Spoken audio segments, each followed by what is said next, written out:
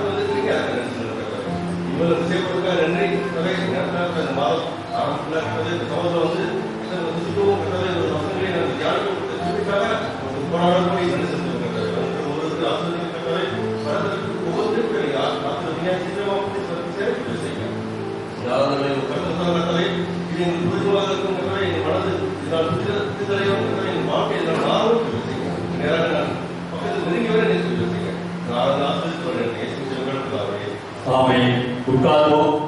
தாராசி ஆரம்பத்துக்காக நாம் யாரும் எழுதிவிட்டு பாடத்துல 18வது பாடல் ஸ்ரீமிகு வான்பூமி தேவா ஸ்தோத்திரம், சிறுசிப்பு யாவை படைத்தாய் ஸ்தோத்திரம் என்ற பாடல். பாடத்துல 18வது பாடல் ஸ்ரீமிகு வான்பூமி தேவா ஸ்தோத்திரம்.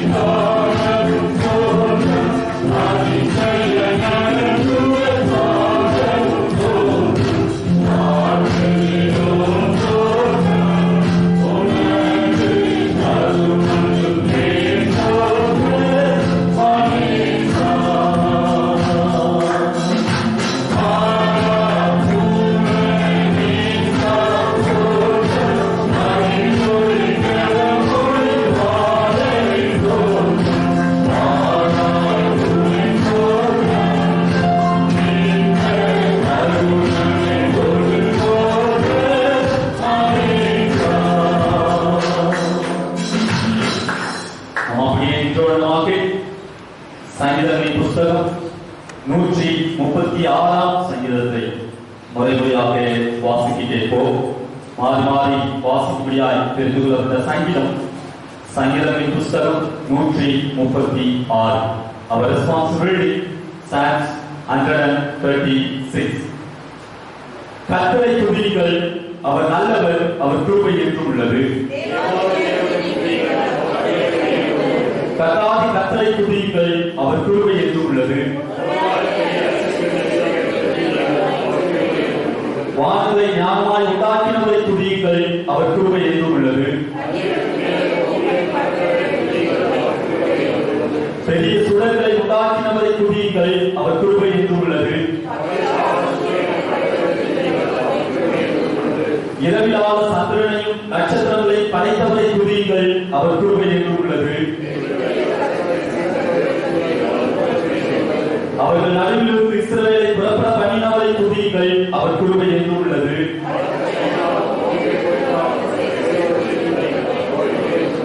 சிவந்த சமுத்திரத்தை இரண்டாவது பிடித்தவரை துதியுங்கள், அவர் கிருபை என்றும் உள்ளது.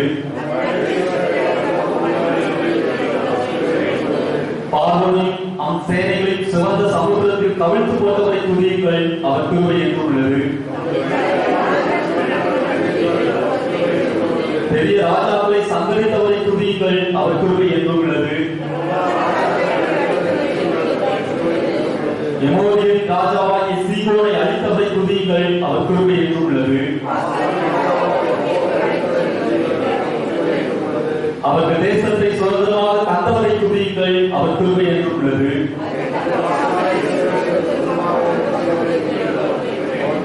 நம்முடைய தாழ்வில் நம்மை நினைத்தவரை துதியுங்கள், அவர் கிருபை என்றும் உள்ளது.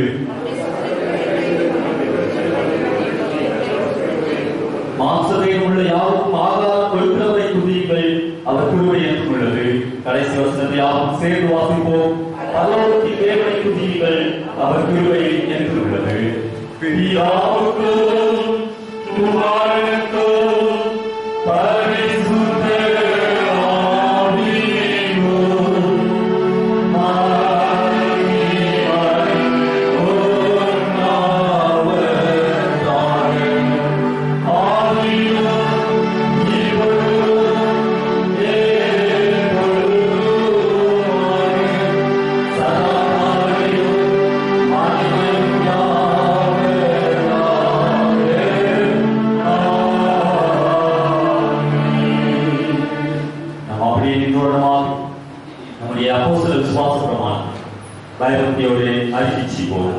வானத்தையும் பூமியையும் படைத்த சர்வகுல பிதாவாகிய தேவனை விசுவாசிக்கிறேன்.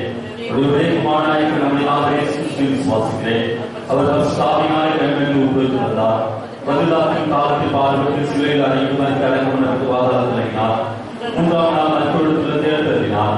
அவர் மண்டலத்திலே சர்வகுல பிதாவாகிய தேவனுடைய வாக்குவாசம் பெற்றிருக்கிறார். அவ்விடத்திலிருந்து ஜீவனுள்ளோரை மருத்துவ நியாயத்திற்கு வருவார். பரிசுத்தாவியானவரை விசுவாசிக்கிறேன். பொதுவாக பரிசுத்தாவின் பரிசுத்தமான ஐக்கியம் பாவமன்னிப்பும் சரீர உயிர்த்தெழுதலும் நித்திய ஜீவனும் என்று விசுவாசிக்கிறேன். ஆமென். முழங்கால்படியிட்டு கர்த்தருடைய ஜெபத்தை எல்லோரும் சேர்த்து சொல்வோம்.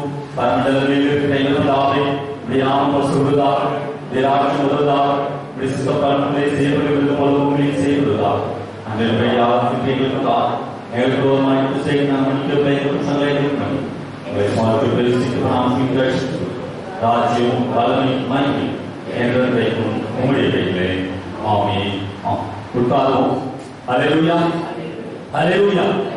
கர்த்தருடைய பரிசுத்த நாமத்துக்கு மகிமை உண்டாவதாக. இந்த நாளுக்குரிய வேத வார்த்தை வாசிக்கும்படியாய் தெரிந்து கொண்ட வேத பகுதி அது அப்போஸ்தலனாகிய பவுல் ரோமருக்கு எழுதின நிருபம் 5ஆம் அதிகாரம் வசனங்கள் 8 துவங்கி அந்த அதிகாரத்தையே நாம் வாசிக்க கேட்போம்.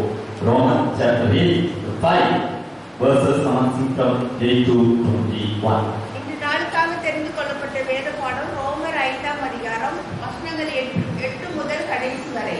நாம் பாவிகளாய் இருக்கையில் கிறிஸ்து நமக்காக மரித்ததினாலே தேவன் நம்மை வைத்த தமது அன்பை விளங்க பண்ணுகிறார். இப்படி நாம் அவருடைய இரத்தத்தினாலே நீதிமான்களாக பண்ணிவிட்ட கோபாக்கினைக்கு நீங்களாக அவராலே நாம் ரட்சிக்கப்படுவது அதிக நிச்சயமாமே. நாம் தேவனுக்கு சத்துருக்களாய் இருக்கையில் அவருடைய குமாரனின் மரணத்தினாலே அவருடனே ஒப்புரவாக்கப்பட்டோமானால் ஒப்புரவாக்கப்பட்ட பின் நாம் அவருடைய ஜீவனாலே ரட்சிக்கப்படுவது அதிக நிச்சயமாமே.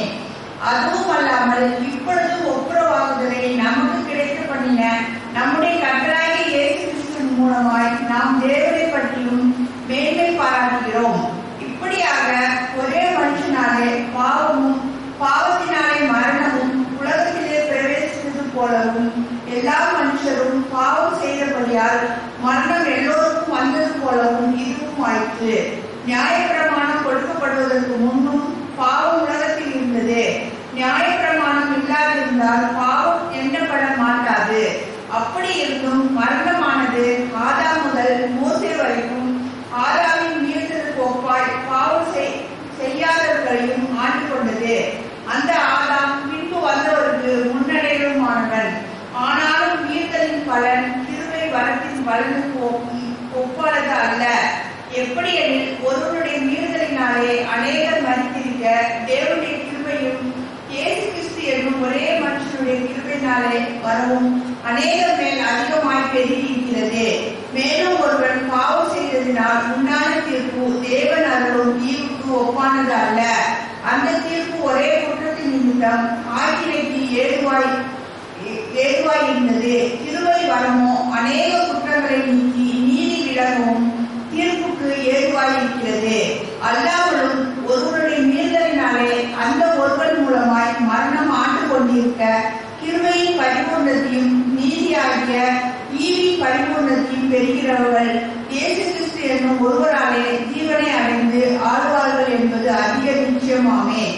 ஆகையால் ஒரே மீறுதலினாலே எல்லா மனுஷருக்கும் ஆக்கினைக்கு ஏதுவான தீர்ப்பு உண்டானது போல ஒரே நீதினாலே எல்லா மனுஷருக்கும் ஜீவனை அளிக்கும் நீதிக்கு ஏதுவான தீர்ப்பு உண்டாயிற்று. அன்றியும் ஒரே மனுஷனுடைய கீழ்ப்படியாமையினாலே அநேகர் பாவிகளாக்கப்பட்டது போல ஒருவருடைய கீழ்ப்படிதலினாலே அநேகர் நீதிமான்களாக்கப்படுவார்கள். மேலும் மீறுதல் பெருகும்படிக்கு நியாயப்பிரமாணம் வந்தது. அப்படி இருந்தும் பாவம் பெருகின இடத்தில் கிருபை அதிகமாக பெருகிற்று. ஆதலால் பாவம் மரணத்துக்கு ஏதுவாக ஆண்டு கொண்டது போல கிருபையானது நம்முடைய கர்த்தராகிய இயேசு கிறிஸ்துவின் மூலமாய் நீதியினாலே நித்திய ஜீவனுக்கு ஏதுவாக ஆண்டு கொண்டது. தேவன் தாமே வசனங்களை ஆசீர்வதிப்பாராக. ஆமென். கடவுளான இந்த திரு வார்த்தைகள் நம்முடைய நித்திய ஜீவனை பெற்று ஆசீர்வதித்து தருவதாக நாம் யாவரும் தலைகளை தாழ்த்தி ஆண்டவரை நோக்கி ஜெபம் செய்வோம். மகா பரிசுத்தமும் கிருபையும் இறக்கும் நிறைந்த எங்கள் நல்ல ஆண்டவரே, ஒரு நாள் பெரிய அதிசயங்களை செய்த எங்கள் பிரிய கடவுளே, அப்பா, இந்த மனமகிழ்ச்சியின் பரிசுத்தமான இந்த காலை வேலைக்காக நாங்கள் உமக்கு நன்றி சொல்வோம். நான் மரண இருளின் பள்ளத்தாக்கிலே நடந்தாலும் பொல்லாப்புக்கு பயப்படேன். தேவரே, என்னோடு கூட இருக்கிறேன். உமது கோலும் உமது தனியும் என்னை தேற்றும் என்று சங்கீதக்காரன் சொன்னது போல உமது கோலினாலும் உமது தனியினாலும் எங்களை தேற்றி எங்களை பாதுகாத்து 6 மாதங்களில் எங்களுடைய வாழ்க்கையை கிருபையால் வெடிக்க செய்கிறேன். அந்த தயவுகளுக்காக நாங்கள் உமக்கு நன்றி சொல்வோம். இப்பொழுது ஒரு புதிய மாதத்தை எங்களுக்கு நீ தந்திருக்கிறேன். இந்த மாதத்துல என்னுடைய பரிசுத்த பிரசன்னத்துல நாங்கள் மகிழ்ந்திருக்க நீர் எங்களுக்கு உதவிடும். நீர் எங்களை ஆசீர்வதி. தியானிக்க போகிற தியானத்தை கற்றங்களுக்கு ஆசீர்வதிப்போம். உடைய வேதத்தில் உள்ள மகத்துவங்களை பார்த்து கற்றனுடைய கண்களை திறந்து இயேசுவின் நல்ல நாமத்தில் ஜெபிக்கிறோம் எங்கள் நல்ல பிதாவே. ஆமென். உட்கார்வோம். அல்லேலூயா, அல்லேலூயா. கர்த்தருடைய பரிசுத்த நாமத்துக்கு மகிமை உண்டாவதாக. இந்த ஆராதனைக்கு கடந்து வந்திருக்கிற உங்கள் யாவரையும் ஆண்டவராகிய இயேசு கிறிஸ்துவின் நேற்று நாமத்தில் அன்போடு கூட வாழ்த்துகிறேன், வரவேற்கிறேன். மீண்டும் ஒரு புதிய மாதத்துக்குள்ளாய ஆண்டவர் நம்மை பிரவேசிக்க பண்ணியிருக்கிறார்.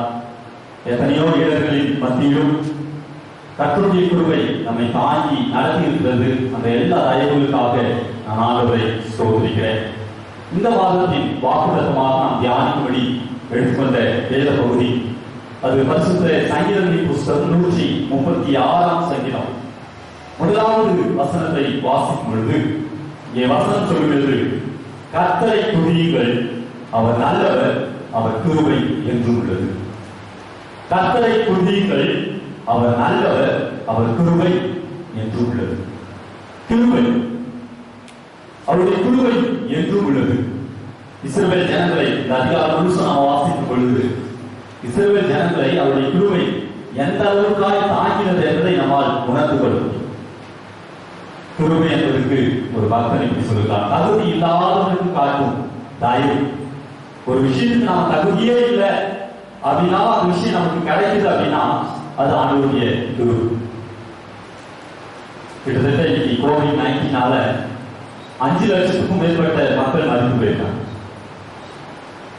5 லட்சத்துக்கும் 5.5 லட்சம் நேற்று கணக்குப்படி கிட்டத்தட்ட 5,60,000 பேர் மறித்து போயிருக்காங்க. அவர்களை காட்டிலும் நாம் நீதிமான்களா? இல்லை. ஆனா கர்த்தர் நம் மீது வைத்த தயவு, ஆண்டவர் நம் மீது வைத்த கிருபை நம்மை இந்த மட்டுமாய் தாங்கி வச்சிருக்கிறது. அல்லேலூயா, அல்லேலூயா. அதனாலதான் எரேமியா தீர்க்கதரிசி புலம்பலின் புஸ்தகம் 3ஆம் அதிகாரம் 22வது வசனத்துல சொல்றாரு, நாம் நிர்மூலமாக இருக்கிறது கர்த்தருடைய கிருபை. நாம் நிர்மூலமாக இருக்கிறது, நாம் இன்னைக்கு ஜீவித்துக் கொண்டிருக்கிறது, நாம் உயிரோடு இருக்கிறது ஆண்டவருடைய கிருபை. அந்த கிருபைக்கு அளவை வாசிக்க கேட்ட ரோமர்கள் நிறுவனம் 5ஆம் அதிகாரம் வீட்டில் அப்படின்னு ஒரு முறை வாசித்து பாருங்க. அவருடைய கிருபை நம்ம எந்த அளவுக்கு தாங்கினது அப்படின்றத ரொம்ப தெளிவா எழுதுற. அவர் ரொம்ப அழகா எழுதாரு. ஒவ்வொரு வருஷமும் நம்ம உள்ள போய் பார்த்தா அவ்வளவு அழகா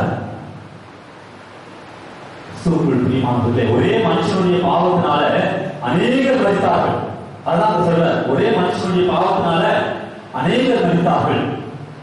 ஆனா ஆண்டவருடைய கிருபை வரம், ஆண்டவர் நமக்காக மரித்ததுனால, நாம் பாவிகளாய் இருக்கையில் அவர் நமக்காக மரித்ததுனால தேவன் நம்ம மேல வைத்த அன்பு என்ன பண்ணியிருக்காரு? விலங்கு செய்திருக்கிறார். அந்த கிருபை என்ன சொல்லியிருக்காரு? விலங்கு செய்திருக்கிறார்.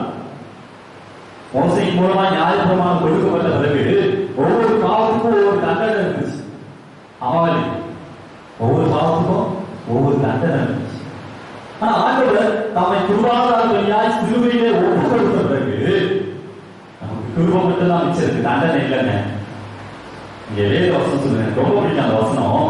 நீங்க 5ஆம் அதிகாரம் 20வது வசனத்தை வாசிக்கும் பொழுது, மேலும் மீறுதல் பெருகுவதற்கு நியாயப்பிரமாணம் வந்தது, அப்படி இருந்தும் பாவம் பெருகின இடத்தில் கிருபை அதிகமா பெருகிட்டு இருக்கு. எங்க பாவம் அதிகமா பெருகிட்டு இருக்கோ அங்க ஆண்டவருடைய கிருபையும் பெருகிட்டு இருக்கு. ஆண்டவருடைய கிருபை பெருகலன்னா நம்ம தண்டிக்கப்பட்டிருக்கோம். நியாயப்பிரமாணம் கொடுத்து அடுத்த வசனத்துல சொல்றாரு, ஆதலால் பாவம் மரணத்துக்கு ஏதுவாக ஆண்டு கொண்டது போல கிருபையானது. நம்முடைய பாவம் நம்மை நித்திய ஆக்கினைக்கு நேராக வழி நடத்துகிறது. அது பாவம் நம்மை மரணத்துக்கு ஏதுவாக ஆண்டு கொண்டது போல கிருபையானது நம்முடைய கர்த்தராகிய இயேசு கிறிஸ்துவின் மூலமாய் நீதியினாலே நித்திய ஜீவனுக்கு ஏதுவாக, பரலோக ராஜ்யத்துக்கு ஏதுவாக நம்ம என்ன பண்ணுது? வழி நடத்துகிறது என்று சொல்லி நியாயம் கிருபா எப்போது ரொம்ப அருமையா பாடிக்கிறார். கிருபை இல்லாம வாழ, கிருபை இல்லாம வாழ முடியாதையா, உங்கள் கிருபை இல்லாம வாழ தெரியாதையா. நான் இப்பொழுதும் நிலைப்பதும் உங்களுக்கு பிரியமான அவருடைய கிருபை நம்ம யார் கொண்டிருக்கிறது? கர்த்தரை துதியுங்கள், அவர் நல்லவர், அவர் கிருபை. அந்த கிருபை நம்முடைய வாழ்க்கையில இந்த நாளுக்குமாய் என்ன செய்து கொண்டிருக்கிறது? ஆங்கிலத்துல கிருபையை பற்றி ரொம்ப அருமையா சொல்லுது. முதலாவது கர்த்தரை துதியுங்கள், அவர் நல்லவர், அவர் கிருபை என்றும் உள்ளது. என்னையில பாத்தீங்கன்னா இஸ் லவ் என்று சொல்லுது. Is love enjoys power. அதே என்கேஜில நீக்கிங் ஜேம்ஸ் வருஷத்துல பார்த்துட்டு ஃபார் இஸ் மெர்சி, கிருபை. அது கிருபை சொல்லாம அவருடைய இரக்கம். ஆங்கிலத்துல ஒரு இடத்துல அவருடைய அன்பு என்று சொல்லப்பட்டிருக்கிறது, ஒரு இடத்துல அவருடைய மெர்சி, அவருடைய இரக்கம். இன்னொரு மொழிபெயர்ப்புல அவருடைய கைக்குள்ள அவருடைய உண்மையான அன்பு நம் மீது ஒவ்வொரு நாளும் பெருக்கிக் கொண்டே தொடர்ச்சியாக தொடர்ச்சியா பார்த்து போயிட்டே. அந்த குடும்பத்தில் ஒரு எங்கே இல்லை, ஒவ்வொரு நாளும் நம்மை வழிநடத்திக் கொண்டே இருக்கிறது. அந்த கிருபை நம்மோடு இருந்தா நமக்கு கிடைக்கும் பலன் என்ன அப்படின்னா 2 கொரிந்தியர் 12ஆம் அதிகாரம் 9வது வசனத்தை நாம் வாசிக்கும் பொழுது இங்கே வேதம் சொல்கிறது, வாசிங்கள். 2 கொரிந்தியர் 12:1. அதற்காக என் கிருபை உனக்கு போதும், பலவீனத்தில் என் பலம் பூரணமாய் விளங்கும் என்றார். ஆகையால் கிறிஸ்துவின் வல்லமை என்மேல் தங்கும்படி என் பலவீனங்களை குறித்து நான் மிகவும் சந்தோஷமாய் பெருமை பாராட்டுவேன். இந்த கிருபை நாம் எப்பெல்லாம் பலவீனப்படுகிறோமோ அப்பொழுதெல்லாம் நமக்கு பலம் தருகிறது. சோர்ந்து போகிற நேரம், பலவீனத்தில் என்னை தாங்குவார் இல்லை என்கிற நிலையில் ஒரு பெரிய உன்னுடைய பலவீன நேரத்தில் என்னுடைய பலன் உனக்கு போதும் என்று சொல்லி நிறைய நேரங்கள் நம்ம சோர்ந்து போகும். நிறைய நேரங்கள்ல இனி என்னுடைய வாழ்க்கை அவ்வளவுதான் முடிஞ்சு போச்சுன்னு எண்ணுகிறோம்.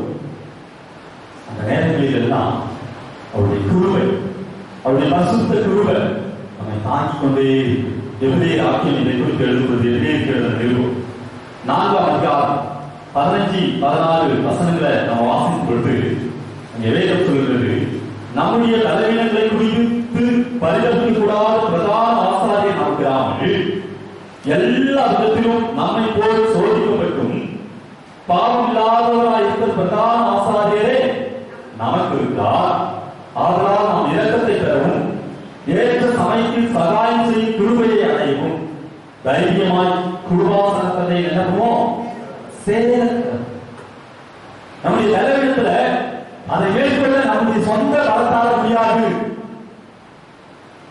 வேதம் சொல்கிறது, நம்முடைய பலவீனங்களை குறித்து பரிதவிக்க கூடாத ஆண்டவர் நமக்கு. இந்த பலவீனம் எப்படி இருக்கும், இந்த சோதனை எப்படி இருக்கும் தெரியாத ஆண்டவர் அல்ல. அவர் 33 ஆண்டுகள் மனிதராய் வாழ்ந்து இந்த உலகத்தின் எல்லா பாடங்களையும் அனுபவித்து நம்மை போல சோதிக்கப்பட்டு பாட அனுபவித்து நமக்கு உதவி செய்ய வல்லமையுள்ள ஆண்டவர். நல்லா புரிஞ்சு ஒருவேளை நாம யோசிக்கலாம், அவர் ஒரு மனுஷனா இருந்தா என் பிரச்சனை என்னன்னு அவருக்கு தெரியும், அவருக்கு என்ன தெரிய போது என் பிரச்சனை சொல்லாதீங்க. அவர் மனுஷனா வாழ்ந்து நம்மை போல சோதிக்கப்பட்டு, நம்மை போல சோதிக்கப்பட்டு நம்மை போல பாட அனுபவித்து இன்னைக்கு மத்தியில அவர் ஜீவித்துக் கொண்டிருக்கார். நமக்கு உதவி தேவைப்படுது, நம்முடைய பலவீனத்துல நமக்கு பலம் தேவைப்படுது.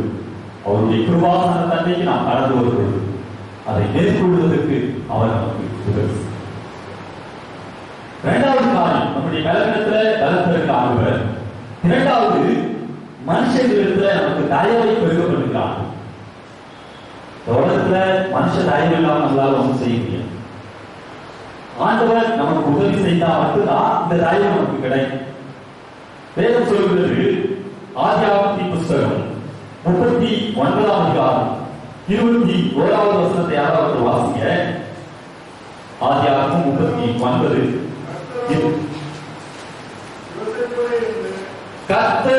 கர்த்தர் யோசேப்போடு இருந்து அவன் மேல் கிருபை வைத்து சிறைச்சாலை தலைவனுடைய தயவு அவனுக்கு கிடைக்கும்படி செய்தார். யோசேப்பு எந்த தவறுக்கு இடம் கொடுக்காத ஒரு தேவனுடைய மனுஷன், எந்த தப்புக்குமே இடம் கொடுக்கல. ஆனாலும் சிறைக்கு சென்றாலும் கர்த்தர் அவனுக்கு தயவுகளை கொடுக்கிறார். 23வது வசனம் சொல்லுது, கர்த்தர் அவனோடு இருந்தபடினாலும் அவன் எதை செய்தானோ அதை கர்த்தர் வாய்க்கப்படினபடினாலும் அவன் வசமாயிருந்து யாவரையும் குறித்து சிறைச்சாலை தலைவன் என்ன பண்ணல, கர்த்தர் அவனோடு இருந்தார். கர்த்தருடைய கிருபை அவனோடு இருந்தது. கர்த்தர் அவனுக்கு எல்லாவற்றையும் வாய்க்க செய்தார். இந்த தொடர்ச்சியான கிருபையால அவன் அந்த எகிப்து தேசத்துக்கே அதிபதியாக உயர்த்தப்பட்டான்.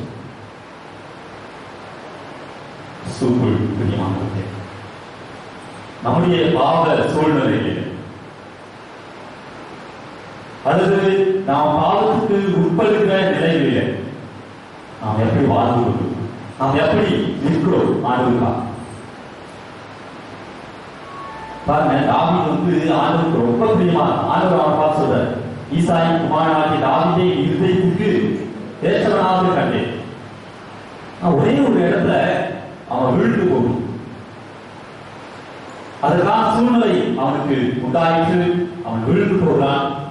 ஆனா அந்த பாவத்தை குறித்து அவன் அப்படியே விழுந்துடாம ஆண்டவருடைய கருத்துல தன்னை ஒப்பு கொடுத்து மன்னிப்பு கேட்டு அதிலிருந்து அவன் மேல வரான். வேறு சொல்லுங்க, நீங்க 2 நாளாக வாசிங்கன்னா அங்கே ஆண்டவர் அவனை குறித்து ஒரு சாட்சி கொடுக்கிறார். ஈசாயின் குமாரனாகிய தாவீது உரியாவின் மனைவியாகிய பத்சேபாவின் காரியத்தின் நிமித்தத்தை தவிர வேறு ஒன்றிலும் கர்த்தருக்கு விரோதமா அவன் செயல்படல சொல்லும். ஒரே ஒரு பாவம். ஆனா கர்த்தர் உனக்கு எல்லாருடைய கடமையிலும் தயவு கிடைக்க பண்ணினான்.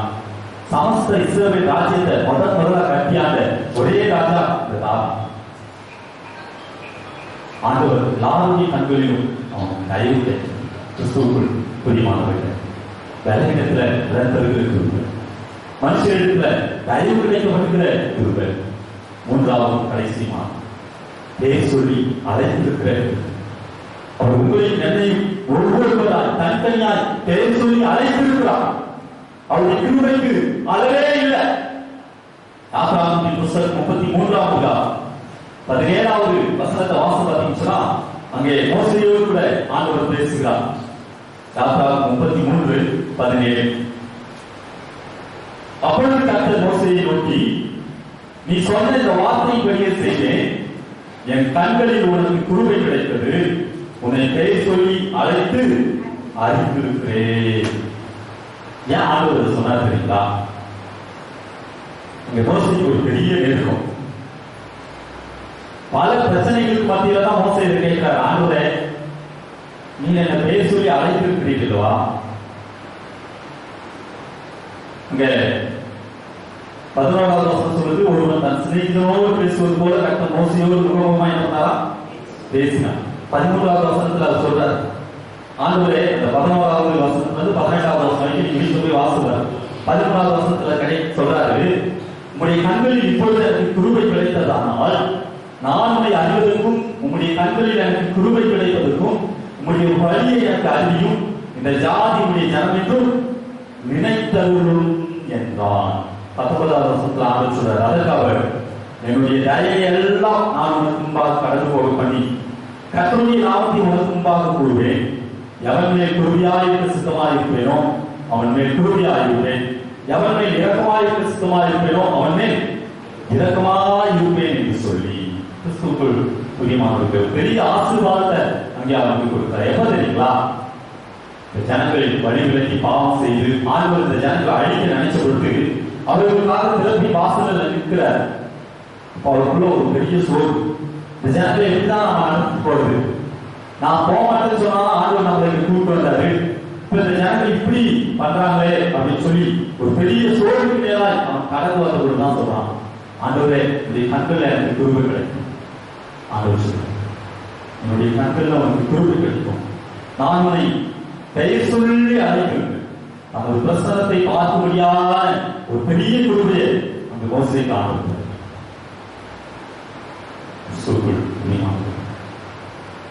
கர்த்தருக்காக இஸ்ரவேல் ஜனங்கள் எப்படி வாழணும் அப்படின்னு சொல்லி மோசேயை கொண்டு ஆண்டவர் பெரிய நியாய பிரமாணத்தையும் அவரை போல வழிகாட்டுகிற ஆண்டவர் ஒருவரும் தோழரும். கிறிஸ்துவுக்குள் பிரியமான கடவுளை கர்த்தரை துதி, அவர் நல்லவர், அவர் கிருபை என்று அந்த கிருபை நம்முடைய பலவீனத்துல நமக்கு கிடைக்கும். மனுஷருடைய கண்களில நமக்கு தயவு கிடைக்கணும். நம்மை பெயர் சொல்லி அழைத்து நம்மை உயர்த்தக்கூடிய மிகப்பெரிய ஒரு பெரிய கிருபை. அந்த கிருபையை நம் ஆர்வத்துல நாம் கண்டறிவோம்.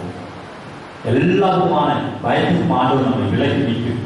நம் ஆசீர்வாதமாய் வாழ்வதற்கு ஆண்டவர் உங்களுக்கும் எனக்கும் துணை செய்வார். கடவுளாம் இந்த திருவார்த்தை நிதி ஜீவன் என்று ஆசீர்வதித்து தருவாராக. நிறைவாக சபையாக அறிவிக்க வேண்டிய அறிவிப்புகள் வருகிற ஞாயிற்றுக்கிழமை கல்வி ஊடகங்கள் இருப்பதனால நம்முடைய ஞாயிறு ஆராதனை ஞாயிற்றுக்கிழமை என்பதற்காக சனிக்கிழமை ஒவ்வொரு சனிக்கிழமை காலை இதே 6 மணி முதல் 7 மணி வரை 1 மணி நேரம் நம்முடைய ஆராதனை நடைபெறும். அவர்களை குறித்த யாரும் அதில் கலந்து கொள்ள முடியாது. அன்போடு கூட கேட்டுக்கொள்கிறேன். நிறைவாக யாரும் எழுந்து பாடல் 283வது பாடல் இயேசு என்ற வாழ்வில் பலனானார் என்கிற பாடலை பாடுவது நம்மை காணிக்கை ஆண்டவருடைய இயேசு என்ற வாழ்வில்